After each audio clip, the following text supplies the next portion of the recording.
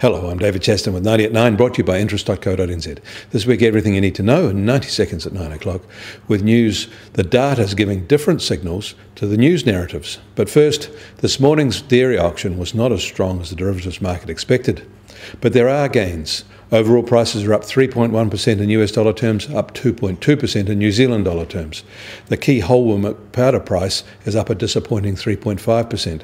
However, it is now three small but steady rises in a row, making back all of the 6.4% fall on March the 7th. Today's result won't be changing any forecast one way or the other, although some futures market traders might be nursing some bruises.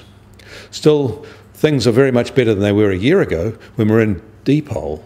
Today's prices represent more than a 50% increase over that low period. The IMF has released an upbeat report on the global economy despite obvious challenges. The world economy seems to be gaining momentum, they say. Their chief economist said we could be at a turning point to go higher. The report forecasts global growth this year of 3.5%, up from 3.1% that was predicted for 2017 last year. They reckon the acceleration will be broad-based across advanced, emerging and low-income economies, building on gains seen in both manufacturing and trade. Their assessment seems to be consistent with the data we have seen over the past 6 months, but it has been obscured by the unusually strident political narratives swirling around the world. Perhaps we should watch the data rather than get caught up in the social media views.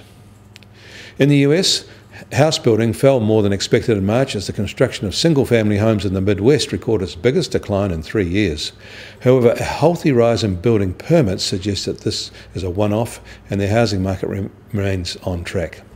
First quarter earnings data was also released today in the US, and that showed healthy gains. Median weekly earnings of America's 110 million full-time wage and salary workers were $865 a week for the first quarter of 2017.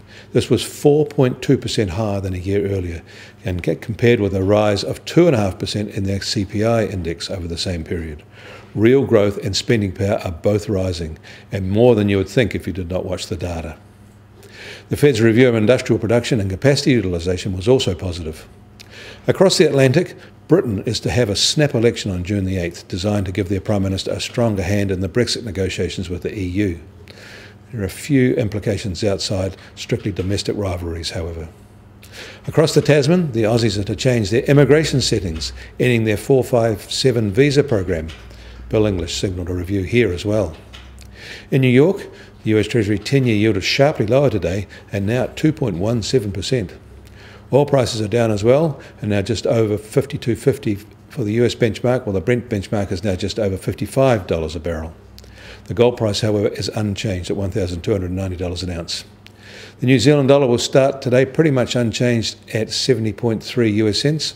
On the cross rates, the Kiwi dollar is up to 93.1 Aussie cents, but against the euro, we're still at 65.6 euro cents. The TWI is still at 75.1.